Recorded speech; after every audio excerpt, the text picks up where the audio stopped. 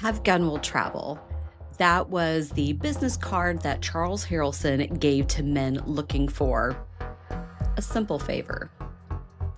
See, Harrelson was a hitman. 3 of his known cases were right here in Texas, and I'm here to tell you about those cases. The first person that Charles Harrelson was hired to kill was a man named Alan Berg. He was a 31-year-old carpet salesman who worked alongside his father in Houston, Texas.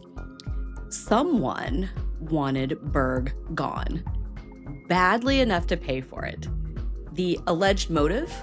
A rival in the carpet business, settling a grudge against Berg's father.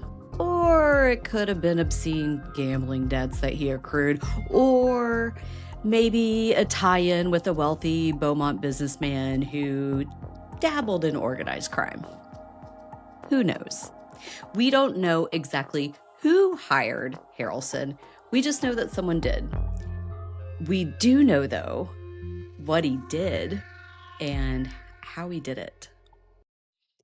The setup was simple and cruel. Harrelson's girlfriend, Sandra Sue Attaway, called Berg, pretending to be a chick that was totally into him, an admirer, if you will. She lured him to a bar called the Brass Jug, and it was in an area of Houston called Sin Alley. Ooh. So he's at the bar, he goes outside to meet her, but instead he's met with Harrelson.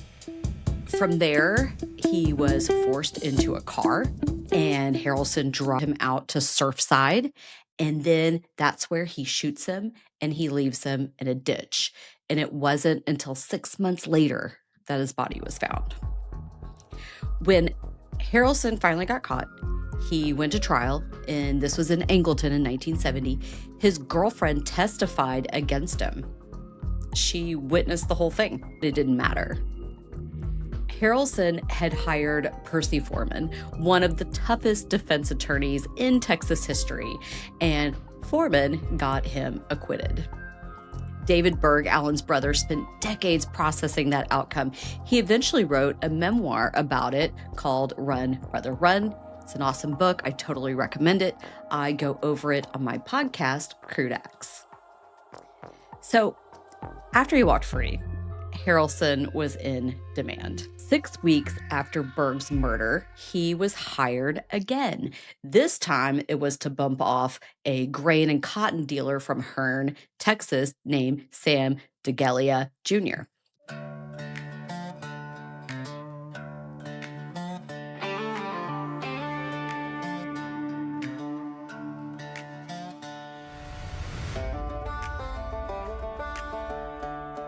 The motive here wasn't a grudge. This time the motive was money, like it always is. DeGelia's own business partner, Pete Scamardo, held a life insurance policy on him and needed the payout. So he paid Harrelson $2,000 to make it happen.